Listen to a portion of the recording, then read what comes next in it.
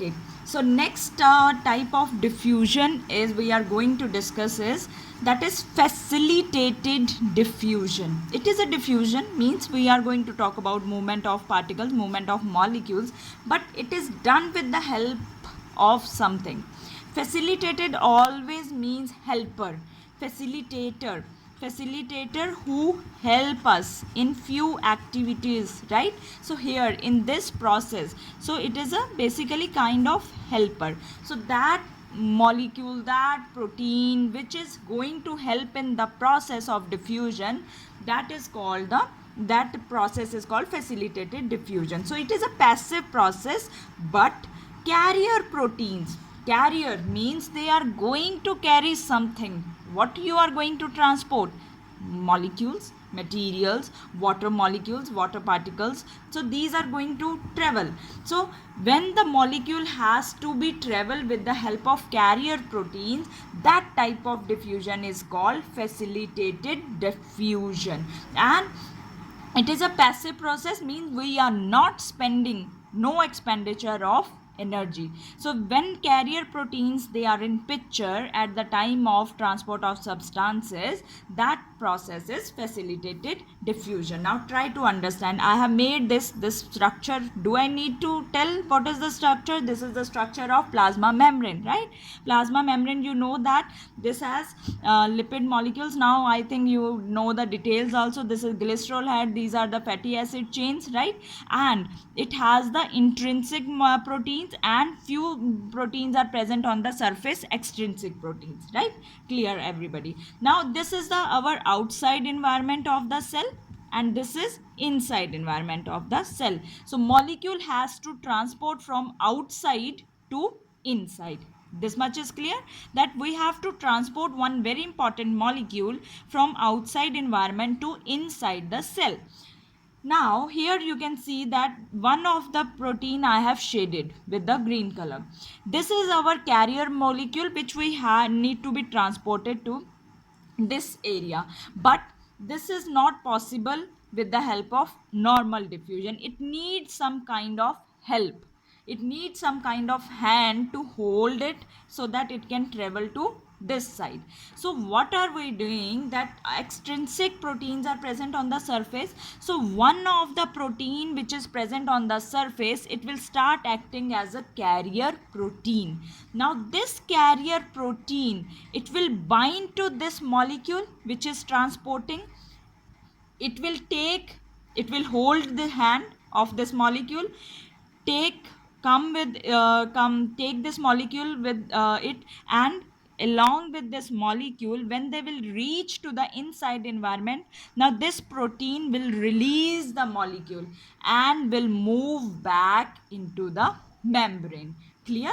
Means first it bind, then it comes along with the inside and release the molecule and then move back. So what we are doing here, that proteins are helping in the diffusion process. So process is facilitated diffusion. So that is the mechanism, that one of the protein molecule which is acting as a carrier protein, it will bind to the carrier molecule, right? Molecule which need to be transported.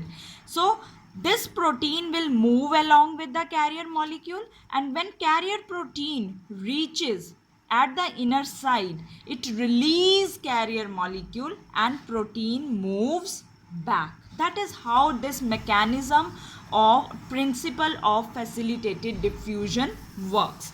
Now two important proteins, they basically play role in facilitated diffusion. First is porins. See porins, now you can understand the term. Porins means they are making some pores in the plasma membrane so that molecules they can be transported.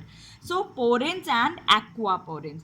Porins, they are present on the these proteins, where these proteins are found out of porins, where we can find them. They are outer membrane, present on outer membrane of bacteria. They are also present on plastids and some bacteria which help in transport of molecule with the help of making the path through the plasma membrane. Now aqua means What does mean aqua? Aqua means water. So porins means they are making pores. So these proteins, because they help in water transport, therefore they are also given another name, that is mean they are known as water channels also. So two proteins, if somebody asks you that tell who help in facilitated diffusion, first answer is proteins. Which proteins? Confidently say it is the porins and aquaporins. What are porins? Porins are those proteins which are present on the outer surface of few bacteria, plastids, and some bacteria, right? So we have, I think I have written 2 times bacteria here. So these proteins, aquaporins, they help in the water transport. That is why they are known as water channels also. Now two types of particles. The question then comes, what is actually transporting? So two types of particles, mainly they are transported with the help of facilitated diffusion, polar and non-polar. Polar is which are having the charge, that is sodium chloride. They are specially, actually in plant cells, sodium and chloride, they are, these particles they mainly transported. And non-polar, their nucleosides, then amino acids, they are transported with the help of this process.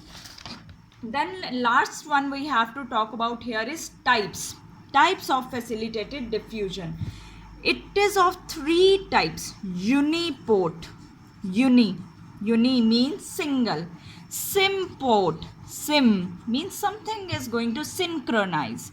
Antipode means opposite. So 3 types of facilitated diffusion we have: uniport, symport, antipode. Now try to understand that what do I want to say. Uniport, first let's meet which kind of diffusion it is facilitated. Means it will help in movement of particles with the help of protein. So here this I have drawn, the oval shaped is protein. Outside the cell, this is this membrane. Outside the cell is present membrane. You can draw it little far away also, like if you are drawing this protein, then you can show it like this.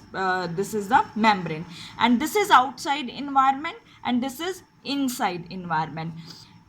Particle or molecule which we have to transport, I have given the name A. So we have to transport A from outside environment to inside environment.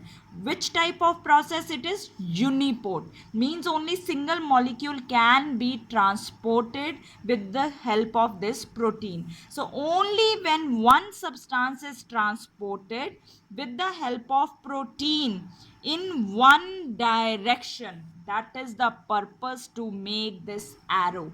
That one protein condition, listen to these conditions: one molecule, one substance transported. Second, what do you need? Protein, carrier protein. Which direction? Only in one direction. That type of transport is uniport. Symport means two more substances. Now you have chances to that you can this protein can transport two substances.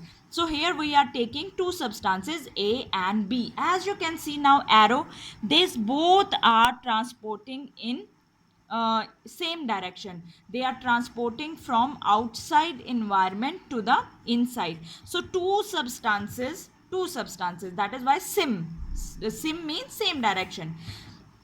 Two substances transported in same direction, they are called the symport. Anti means opposite. If your A is transported from outside to inside, arrows need to be very important here to draw. So A is transported inside and B is going outside. So two substances at a particular time are transported with the help of carrier protein, but in opposite direction. The simple way to describe it: if A is coming in, B has to definitely go outside. So two substances transported at one time by carrier protein but in opposite direction, that type of diffusion is called antiport. So how many types of facilitated diffusion? 3: uniport, symport, antiport. Same direction, one molecule. one molecule, one direction, uniport. Two molecules, two substances, same direction, symport. Two substances but in opposite direction, that is called antiport, right? So go through this today's these videos, and keep yourself synchronized with the chapter we have started. So I will meet you tomorrow with the another process, that is the osmosis. Till then, have a good day.